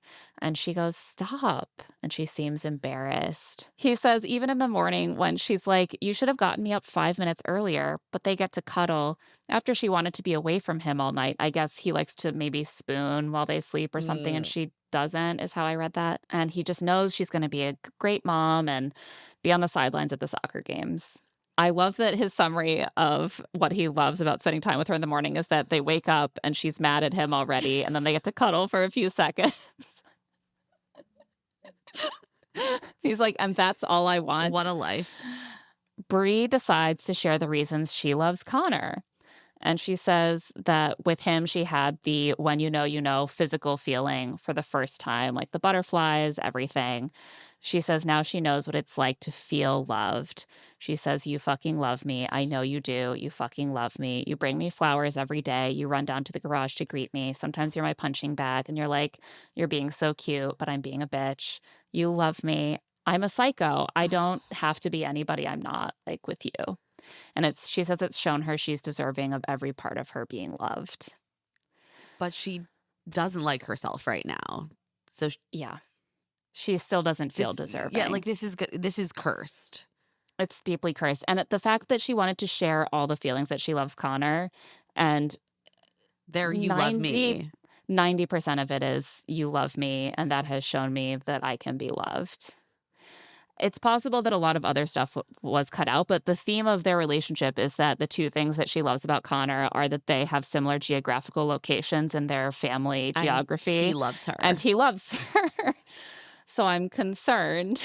Same. We see Emma and Mike go to the Columbus Zoo to pet giraffes. And afterwards, she suggests that every year on their anniversary, they should do something from their bucket list. She's like, "I want us to have shared experiences before we start a family. And our cool experiences become kind of more oriented towards children." And he agrees. And he's like, "Oh my God, I did it. I did it. She wants kids." And I'm going to be fair to Mike here. it's wild to say that to him in this moment if you're going to then say, I'm still not sure. Yeah, she does say like, we're going to start a family, essentially. Right. And then she kind of walks it back a little bit. She says she 100% thinks he's the right partner. He makes her feel safe and stable and confident. She's continuing to be open-minded and think about kids. And she starts nervously laughing, and Mike is like not in the mood to find this adorable right now. He's like, please just continue your thought. And she says it'll continue to grow with time. And he seems disappointed by this, I mean, they don't but have says time. sure. They don't. The way that I've started to feel about Emma and the kids thing is that, like, she's 27 years old. She actually does have time, if she wants it, to think about this decision and what she wants and have a lot of life experiences before she really needs to make that decision. Like, she could wait a decade. And, like, I just don't think that it works for her life to have to make that decision right now. Yeah. And I don't think it works for Mike's life to wait that long to make that decision. Yeah. I think that it was a big mistake, honestly, for him to propose to her in the pods when he is so excited to have kids relatively soon. I think he also sort of she's- downplayed to himself the timeline when, like, the reality is, and I think part of this is triggered by the fact that he came out of the pods and realized his best friend is having a baby, like, now. Yeah. And he's like, well, actually, I want kids, like, as soon as possible. Yeah. He does seem like he is not looking to wait 5 or 7 years. Right. Devontae and Brittany do a hot tub or something, and then they sit by a fire. Some of these dates are more interesting than others. And Devontae just seems super anxious about the wedding while she is excited. She Because seems Devontae doesn't want to marry her. and Brittany has made her choice that, like, she has manifested marriage. It's happening. She got the dress. Now it's here, and it's good enough to move ahead. And Devontae is trying to think of a way out of it. Yeah. So he starts teasing her for her snoring. He's calling her Godzilla and Paul Bunyan. She's like, I'm a cute sleeper. And he says, to each their own. It's not what that saying means. And then he tells her that it's a big decision, so he needs time alone to sit with his thoughts. So he'll probably do a day where he's just completely unreachable. Seems fair. He says that he heard that at her wedding dress fitting, she said something about how he doesn't kiss or compliment her enough, and people should remind him to do that or something. I was like, who told him this? Probably one Yeah. of the women mentioned it to their partners Yeah. that it came up, and they passed it right along. He's like, I'm pissed that I'm being talked about negatively. And Brittany says that this was just the moment when she said that he was a man of few words. And she says, I know that you're never going to be gushing over me. That's just who you are. And I've had to accept that. I think it's possible that he is not the most words of affirmation style dude. He seems kind of quiet. But we also know that he is, like, not into her. Right.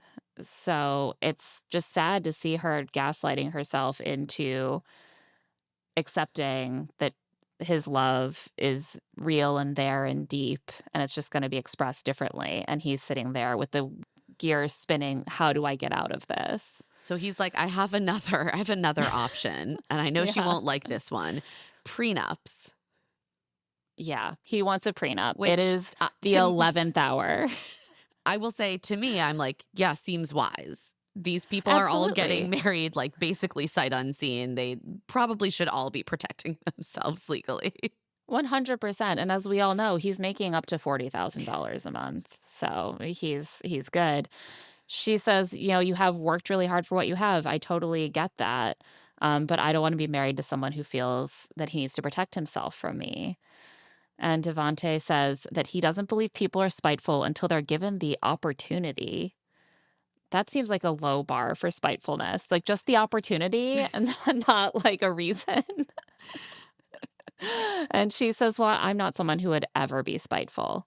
I think we're both on his side here. Like, you have to Yeah. prepare not to divorce the person you fell in love with, but, like, their worst representative. Like, you don't know how people are going to behave in a And divorce. it's just about protecting everyone, right? In an ideal world, a prenup Exactly. is literally just about protecting everyone. She should also have protection. Well, I'm not exactly. confident that Devonte would be a treat to get divorced from.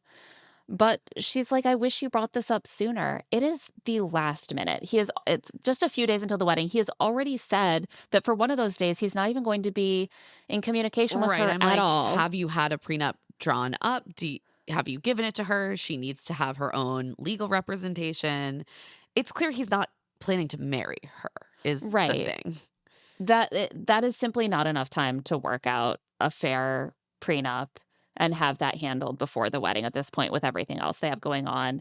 And there's no good reason to leave it until this point if you genuinely prioritize making that happen. He says that he kind of left it here to the last date. That was the plan. And she says, "Oh, because you knew I wouldn't take it well." And she laughs and he says, "See, I know you." Ugh. But, like, yikes.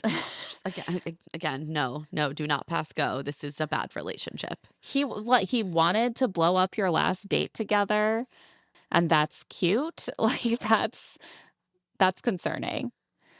They end with a prayer because prayer heals all things. Amber and Jordan go to Emma's favorite place, Otherworld, an immersive art museum. Looks cool. Looks like a really fun place to bring a Yeah. 7-year-old. And it seems like he's meeting Emma in a couple days at this point. He hasn't met her yet. So they go through the exhibits and they get a huge fuzzy pink stuffy as like a memento. And she decides that he should be the one to bring it with him as an offering to Emma. It's very sweet. Alex and Ashley sit by a fire in a log cabin. He leads her to it with a blindfold on as if he planned the date, which, please, we know Yeah. this is all production. They talk about their first Christmas together and what they're going to do. He points to a globe and says, "You see that bottom tip of the globe down there? That's Antarctica. We should go there." I'm sorry, does he think that this woman reached 33 years of age without knowing about Antarctica? Like the most basic geography. Like, look, we've admitted we were not good at the geography bees. I do know about Antarctica. I can identify the continents and I can exactly. identify the Arctic. I The think that that's generals pretty. are. If you've graduated from second grade, I think you know where Antarctica is. She doesn't take offense, but she's like, "We should go to the North Pole. That's where Santa is." He's like, "Great point." She asks about celebrating his first birthday together. A lot of this conversation is just talking about what they're going to do for different special occasions in the future. And he's like, "I don't know what I want to do for my birthday. What about you?" She says she likes to go on a trip somewhere warm for her birthday. And then she asks if he has a question for her, and he can't think of one. And then he says, "I just asked one." And she says, "What do you ask?" And he says, "I think I did." She's like, "No, that was me. I brought up birthdays." And he's like, He's already forgotten okay. what the last thing he said. A question. Was it emotional getting your dress? Good one, buddy. And she says that it was, obviously. And I mean, not obvious. I guess it's hard for him to understand having emotions. It's not something he's familiar This guy was with. stone cold. He's just kind of everything is normal to him and he doesn't like feel things in response to them. Ashley asks, "What do you say when people ask you about me?" And he gives the most bananas, unhinged, bizarre response that I think I have ever heard on this show. Classic Alex. It's even crazier than "I love that both of us have family members in Michigan." He says, "Oh, I love her authenticity. The confidence and the competitive spirit she shows is huge." Is he a scout talking about a young recruit? Is he doing her work evaluation? Like, the word choice and the tone here is so far afield of the way that most people talk about their romantic partners that I am completely at sea as to what is going on here. Yeah, this man should not be in a relationship with a human person. It's just no. He's handing out the little plastic trophies at the end of the season to his youth soccer players. Ashley says she tells people that he's well-traveled and passionate about soccer and day trading. Girl, if you're telling Lord. people that Bleak sentence, as fuck. stop and listen to it back in your head and then I will leave. go down with this ship. She says, I tell them I think you'll be a good husband and father based off of your experiences. I think she should think more about basing it off of how he's treating her and talking about their future together, which do not suggest that he'll be a good husband and father. But she asks how confident he's feeling about the decision, and he says he feels good. Quote, obviously we're crushing it. There's excitement there for sure. There's excitement there. It's in the mix. A dab of excitement. Using passive voice about your emotions, always a good sign that you're really engaged. And then he says, everything for me goes back to soccer. We know. He says, you can't plan out how the game is going to go. You just play it. You're in that game doing your best, but you don't necessarily control the outcome. I love hearing my relationship compared to a game that you're playing in, and who knows who will win or lose. He says stoicism helps him keep his emotions in check. What emotions? Yeah, evidence not found. But he feels confident. Of course, every time they talk about their feelings, he's just coming up with new ways to say, I feel nothing. I feel nothing. I feel nothing. Have you heard? I still feel nothing. Also, stoicism. Yeah, sort of like the last time we spoke, I don't feel anything. And stoicism helps me manage the nothing that I'm feeling, helps me keep that nothingness contained. Vic and Christine go to the spa and just talk about how wonderful their relationship is and how they feel nothing but complete and utter confidence in each other. She even loves how he snacks on cashews. That is love. They're fucking adorable. And then we go to Connor and Bree, who are in their kitchen. It truly took me the first full 10 minutes, 5 to 10 minutes of the conversation to understand what the fuck was going on here. This conversation was very confusing. And now that I'm thinking about it back, I wonder if that is because they had it off camera and they are now having it for the cameras. I think so. I think that they decided we can't move forward and have the wedding shortly after the train ride. And then they had to call their crew back in to make this decision on camera. I think that's absolutely what happened. You're so right. Because it is all over the place. Yeah, the emotions don't hit the way that you expect them to hit at certain moments. And no one seems shocked with the outcome. Yeah, they definitely broke up before this, but Also, did they break up? They didn't break up. They definitely called off the wedding before this. I think it's possible that they're still together to this day. They seem like they're on good terms. Who knows what happened? They didn't officially break up here, but they do call off the wedding. And it starts with Bree kind of telling Connor that he's not getting the best version of her right now. She said that her family and friends have said this to her, and it hurts her to hear that. To me, what I'm gathering is that even her family thinks she is being too harsh and critical of him, and they're telling her that. They're like, the way that you are on his case isn't you. Something is off. And she is either correctly or incorrectly interpreting this as, I'm just not my best self right now. And that is affecting Connor because he's nearby. And Connor says that even if this isn't the best version of her, he's still obsessed with her. He says getting a text from her or just talking in bed still makes him so happy. And when she gets into her normal state and she's able to give more love too, that will be even better. Ooh. Really concerned about entering into a marriage where he is waiting for a version of her that he has never seen yet to appear so that their marriage can actually be good. Then the vibe shifts and the soft romantic violins stop playing because suddenly Bree starts talking about how she just doesn't think Connor measures up to what she expects. So brutal. She's like, so do you think you're ready for marriage? And he says yes. And then this is what she says. Transparently, when I came to your house and I saw your car, I was like, this guy doesn't give a shit about anything. What does this mean about how he's going to show up for a presentation of our house and our family? And is he proud of it? The clothes you wear, how you present yourself, just have pride. It's a reflection of you. It makes me feel like it's lazy. It made me feel like, who is this guy? Is he going to be a liability? And then it gets worse.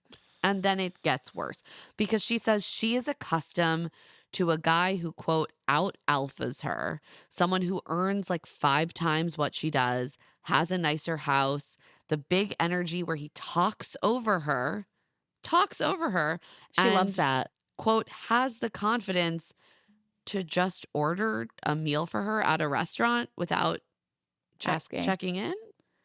She's like, when we go to a restaurant, you look at me to see what we should order instead of simply confidently deciding what I should eat and ordering it for me.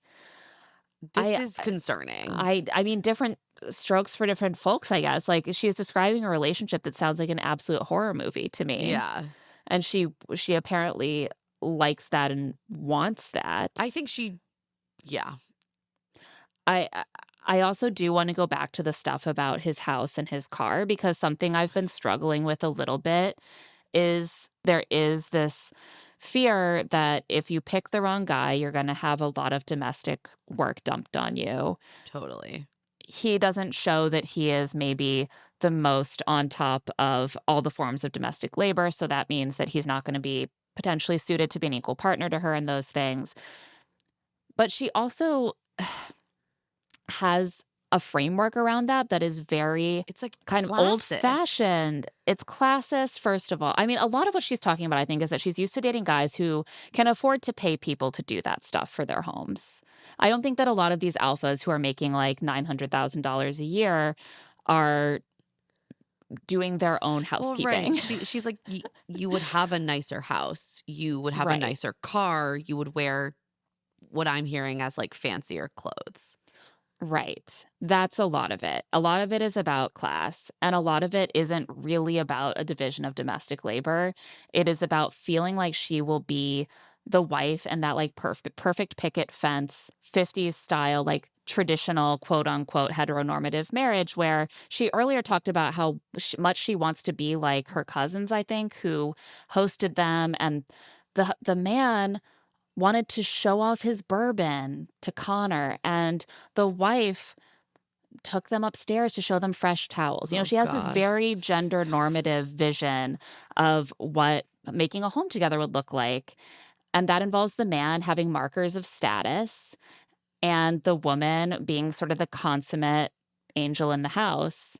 And he doesn't have a ton of money and fancy shit and status that would make him the partner that she's looking for. And he won't talk over her and order for her. And we know that she loves a man who just will boss her around and challenge her.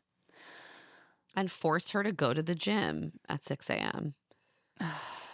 She says they talk about challenge, and it can mean different things. It can mean getting up at 6 a.m. and pushing her to go to the gym, but it can also mean pushing her to accept being loved for who she is. I guess. It seems like that's not cutting it for her, though. She wants to convince Right. herself that that is a challenge she needs, but she does not feel that I way. think she feels like she should be happier in this relationship. Yeah.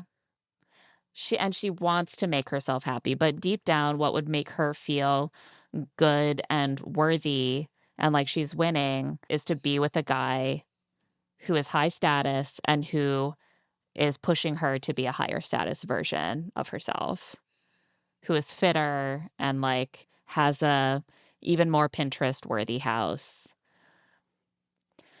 Connor is a bigger alpha than me, though, because he does not immediately break down into tears at being described this way by the woman he loves. I know, he's so like He just takes it. he really just takes a lot. That's strength.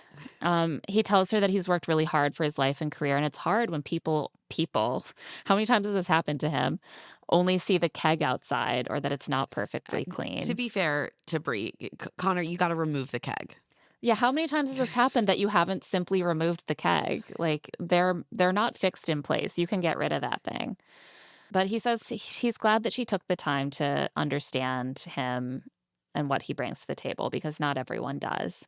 Then Bree says that her dad thinks that she's maybe been chasing the wrong thing and needs a guy like Connor who can lead in different ways or be complementary to her instead of leading her. And it seems like this has been part of, like, people in her life support Connor. They're like, Connor is great. He's what you need. You're not treating him very well.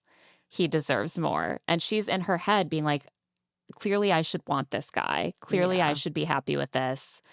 But she's not. She says she's been so critical trying to figure out if he's her husband because she's lost sight of love being blind. Like in real life, she would have judged his house, and she did judge his house.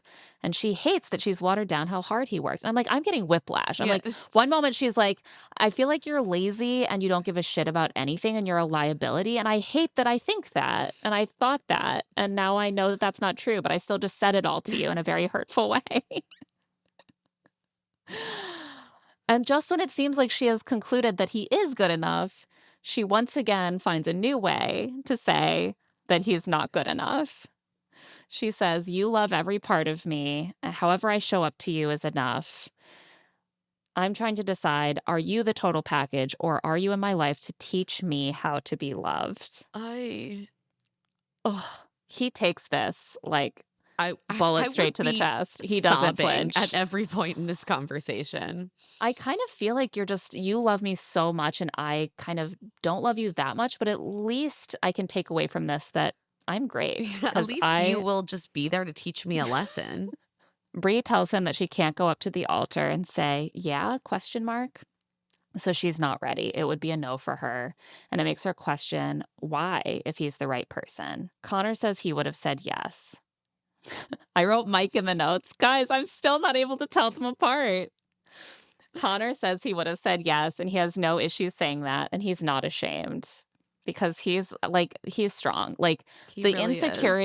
insecurity we have seen from so many of these dudes, they could not handle this the way Connor could. I have to respect that. Bree sniffles and says, what the fuck am I doing? And then she says she hopes if they can get through this, it's not a no forever. I think they have decided off camera they're calling off the wedding, but they're going to keep trying to date. And if you want to save the relationship, this is probably the best way to do it. 100%. Like, instead of saying no at the altar. Which is humiliating. She's like, I hate to say that maybe you're just a lesson. Connor says, well, I didn't come here just to teach you a lesson, but if this had happened in a prior relationship, I would have freaked out. But this is different because we love each other and I know you're not going to run. And he does say that he appreciates that she's told him her feelings directly this whole time and he's never had that. And I think that there is something to that. Like, she is being honest. Do I think that she needs to be honest quite so bluntly So all of the much time detail. to reach the same? But I think part of the problem is just that she's having honest thoughts that are hurtful because she wants someone who is not like Connor. And Right. I don't know where they're going to go from here. I guess we will see. So they end here. We get to the Bachelor and Bachelorettes. So we have Vic and Christine, Jordan and Amber, Mike and Emma, Alex and Ashley, and Brittany and Devontae. So the bachelors go to Monster Jam, and for the after party, they go to an arcade and play cornhole. They squeeze in a confessional somehow of Jordan saying that Amber asked if he wanted to get pizza, and he'll probably eat the rest while she's asleep. Does he ever speak about literally anything else? Like, this is the only footage that's ending up in the edit. I'm so annoyed. But then we get to Alex, and we get a really deranged confessional from Alex. So bananas. They're like, where do you see yourself in 5 years? And he's like, oh, me? In 5 years, I see myself living in Florida with my wife and kids. I have a trust in Dubai and a safe house in New Zealand. Oh, yeah, absolutely. What the fuck are you talking about? You're unemployed. Crazy. This man does not have a job. Like, I don't think he doesn't have a job. He doesn't have emotions. I don't think that he has a personality outside of being brain poisoned by techno-fascists and incels. That's all there is in there. is the residue of YouTube videos. I'm like so scared to get even like any insights into this man's algorithm. Oh God. Um, yeah, his whole plan, honestly, I think is just to be a Robin Hood power user and suddenly be rich, and then he'll use it to build a bunker, and then I assume he's going to start wanting to repopulate the earth. They all follow the same I'm just trajectory. like, this man doesn't even have one house currently. He has like a couple storage units littered across the country. Okay, buddy. Yeah, let's start with one house and see how you do with that. So alarmed. So the Bachelorettes, meanwhile, are having a casino night with some random burlesque dancers in sequins and feathery fans walking around. They're Seems having a good time. uneventful. We end this drop with Emma and Mike's wedding.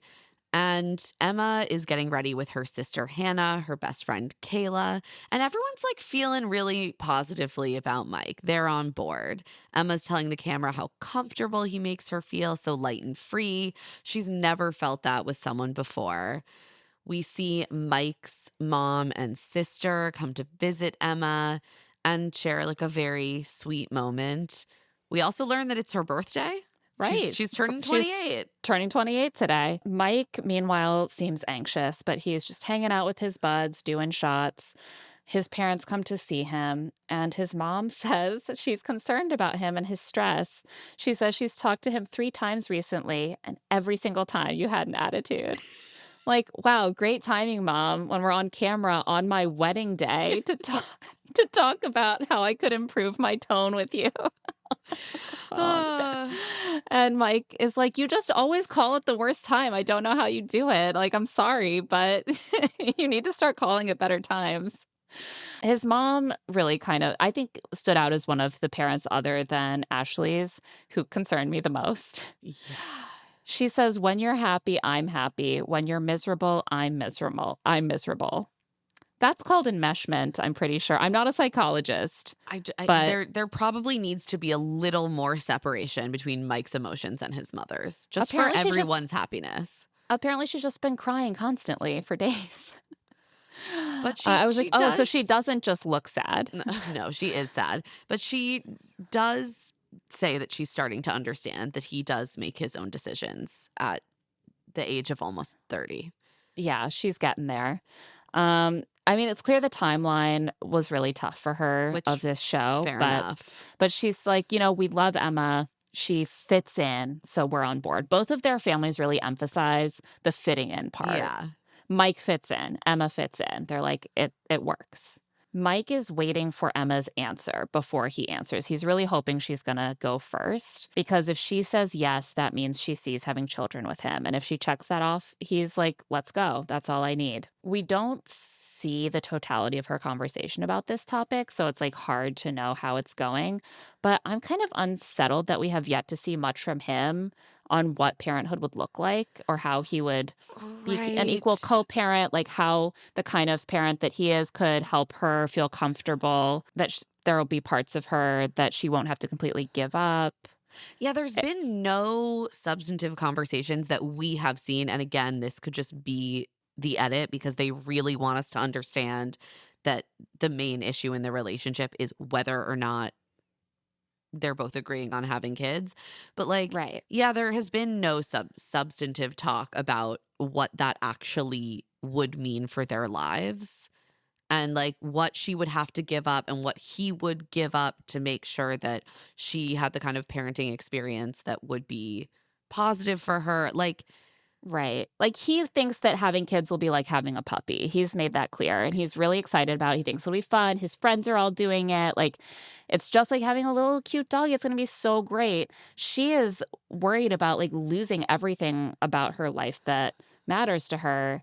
And all he's doing is waiting for her to think it over until she agrees to do that for him.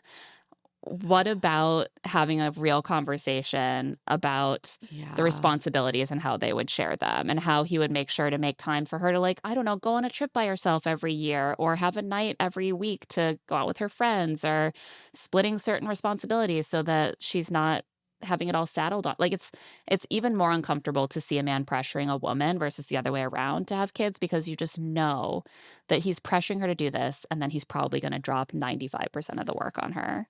That's the thing. So it's time for the wedding. It's all decorated with black drapery, lots of greenery, and white flowers, and it's like fine. They get to the altar. They seem both happy and kind of giggly. And then it's time for them to make their little speeches. And Mike makes the whole thing about how he's waiting to see if she wants to have his children. I'm just like, these people do not have enough going here to make this decision. Like, this is bananas. Can you imagine looking back and like your husband's vows at the wedding are all like, I hope that you're about to say you want to have kids with me. Like, I really want to have kids, and like it would be great if you wanted to have kids with And me. is your but I womb understand. ready? Is it ready to be filled? Like, that's their wedding. That's what it's gonna be forever. Say something else. Like, Yeah, what else do you like about her in addition to the fact that this is an open question? even his family looks confused and uncomfortable as he goes on and on about how he just wants to know if she's ready to have a family with him. Emma goes next and says that her reason for being here is him, because he makes her feel safe and seen and special. He's empowered her not to sacrifice who she is. Has he? I mean, I guess he This- said it is fine if you decide to not have children over there. That is a decision that you're still allowed to make. It's like the Connor and Bree thing, where Connor is always saying the thing that matters most is that she lets him be him, but all we see of them together is her criticizing Her him being and like, trying I to change really him. hate who you are. Right. Everything about you is wrong. Here are some things you can change, and here are some you can't, but all of it I kind of generally hate. He's like, I love how you let me be me.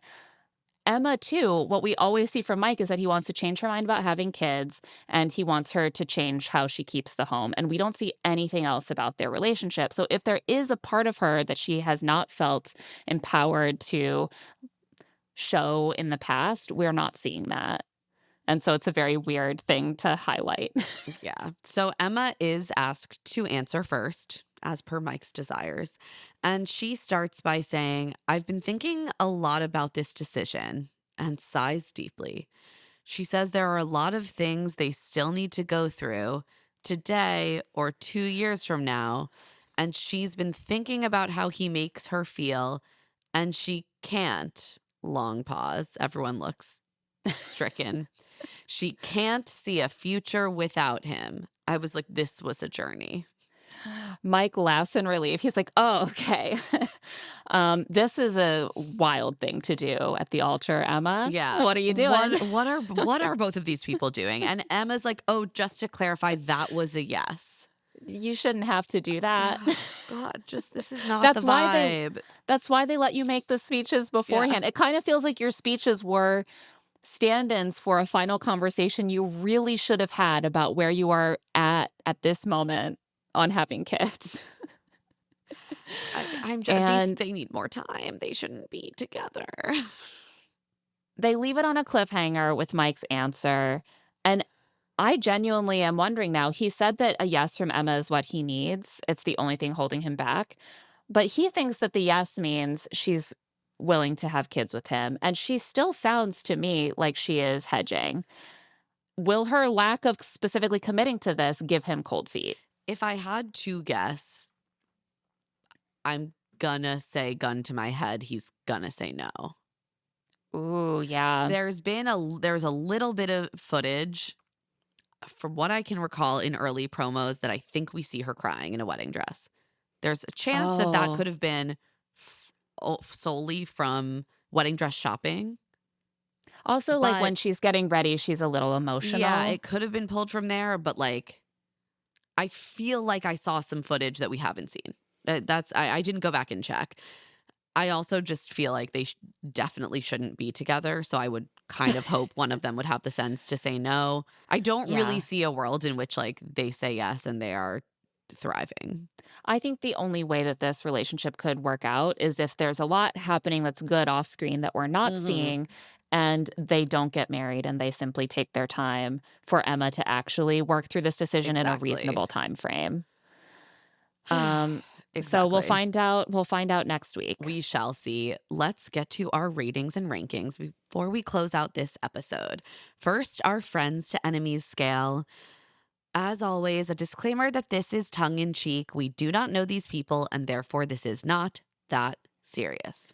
Except, as always, for our number one enemies, we're always serious about that. These are bad people. And they remain. It's Alex and it's Chris. I mean, who else? Who else? Who else? They flip-flop into the tippy top spot, but they're both the number ones. I mean, Alex has to be thanking his stars that Chris was on this season. I Although, know. actually, I saw an interview of Alex where he was like, I'm not bothered by people's responses because I'm confident in who I am and what I bring to the table. And I was like, He doesn't have emotions. oh, So yeah. No, you don't care. Yeah. You don't give a fuck. Next is Devontae, an I'm enemy. sorry, he remains my enemy because I just don't think he's telling Brittany the truth. Ashley is my enemy. I need to feel get for away. her. I feel for her. I'm concerned for her, and I wish Yeah. for better for her, and yet she still is in enemy territory. The enemy of my enemy is not necessarily my friend. And just because Alex is treating her badly and is a bad partner for her does not make her a person that I support. Bree is my enemy this drop. I say that with some care and affection because I really see myself in Bree, and I am not necessarily more healed than Bree in many ways. You're like, I might be an enemy to myself if I went on this show. Totally. And then there's also the additional stuff like entertaining Chris, which I would not for a single second of my life. Yeah, no, that was really, really rough. And I just think that kind of puts it over the edge for me. And just some of the like unnecessarily, to my ear, cruel things that were said to Connor. Mike, I think just remains like a frenemy. He's just, his vibes are off to me. I have to hope that there are good things we're not seeing because they seem to be getting along okay. Emma says that she feels safe and happy, but all we see, again, are these sort of implicit demands for domestic and child rearing labor. And she has freely made that choice as well, and that's fine. But I still find it very off-putting that Mike keeps pressuring her on that front. Sorry, Jordan, he's my friend, I guess, for now. He's dipping slightly toward frenemy to me because I remembered the stuff he was saying about Chris, which we didn't talk about last week, and I got annoyed. He's on the edge. He's on the edge. I'm like, right now we like haven't seen enough to fully dip him into frenemy territory, but there's always room in the finale and reunion. Brittany, to me, is a friend who is deluding herself. Yes, she's a friend I need to have a long chat with. Connor is my friend. Connor's my friend. I like Connor. I like him. I like Connor. Everyone else I like, to be honest. Yeah. Connor, Emma, Christine, Vic, Amber and Jess, obviously. Queens. Yeah, queens. Friends. I love this. We have two men that we're fully friends with at this point in the series. Yeah. All hope is not lost. Just because some of the worst men I've ever put my eyes on are in this batch of episodes doesn't mean that hashtag not all men. Hashtag not all men is what I'm saying. So should they get married / date in real life out of 10, purely based on the episodes that we have seen, not the promos? Emma and and Mike. Oh, 3. Yeah, I was going to say 3. Yeah, I was going to say 3. I just don't think they should get married. Yeah, I'm cautiously supportive of them dating IRL, but I don't know if that's necessarily a good idea. Amber and Jordan. I'm worried about the timeline for them. Yeah. I am a 7 on them dating IRL, and I am a 2 on them getting married now. Yeah, I may be like a 4 on them getting married and a 7 on them dating. There's a lot of good there, but for me, the marriage timeline situation mostly has to do with I think, with the kid. Like, I just don't think that they're in a good headspace around that, and I don't think that there has been enough time for a 7-year-old to get into a good headspace about that. It's different sometimes they have older Yeah. kids or even younger kids who might not really that doesn't mean you shouldn't protect a younger child, but, like, a 7-year-old is old enough to really have an opinion about their life changing in that way, Yeah, and that's a good I point. don't think it's enough time. Chris and Jess, I'm obviously at a 0, and I'm also at a 0 at the possibility of Chris dating anyone, and including Brie. Yeah. 0. We all need to go on a full Lysistrata style strike against Chris as a gender. I No one agree. no one should be dating him. No one. Brie and Connor.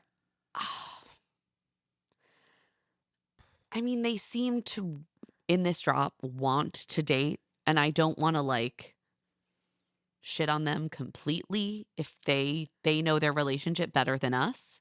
I'm prepared to But- be wrong, but I think no. I think they should not. I'm gonna give it a 2. Yeah, I think a 2. Like, they're not a match. She doesn't want to be with him, is the sense I'm getting. And Yeah. I think he deserves to meet someone who loves every piece of him. yeah, And everyone that's not what should- he's got. Yeah, everyone deserves that. Brittany and Devontae, I'm generously at a 1. Yeah, that seems fair. He's a man of few words. There is a very slight possibility that beneath all of his subtle attempts to ruin the wedding, he deeply loves Brittany and is excited to commit to a life with her. But if I was a betting woman, I'd say no. 9 out of 10, she only wants to marry him because she's so ready to be married and she already has a wedding dress and he doesn't want to marry her at all. Correct. And doesn't know how to get out of it. Ashley and Alex. They should not get married, and I don't think they're going to. My guess is that she's going to say no. Because we Yeah. did get a moment in the promo where someone says she called him a liar. And I was like, who could that be? Huh? Gonna guess it's Ashley. Seems like a strong possibility. Yeah, I'm at a 2 just because there's part of me that thinks they deserve each other. Yeah. But then but then the 8 out greater of 10. the greater part of us believes that she should definitely be running for the hills.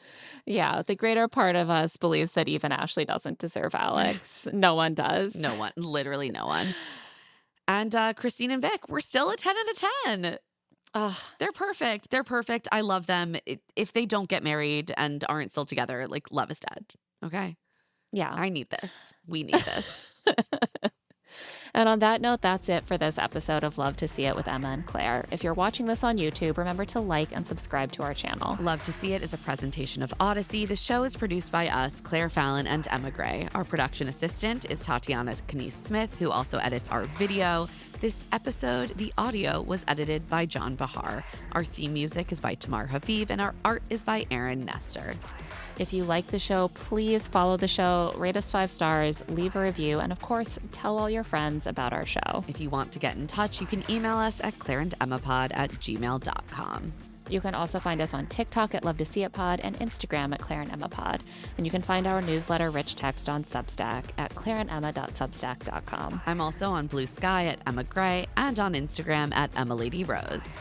And I'm at Claire E. Fallon. Special thanks to the team at Odyssey: Eric Donnelly, Peter Ariaga, Kate Rose, Moira Curran, Melissa Wester, and Hillary Schiff. We will be back very soon with another Traders recap. Can you keep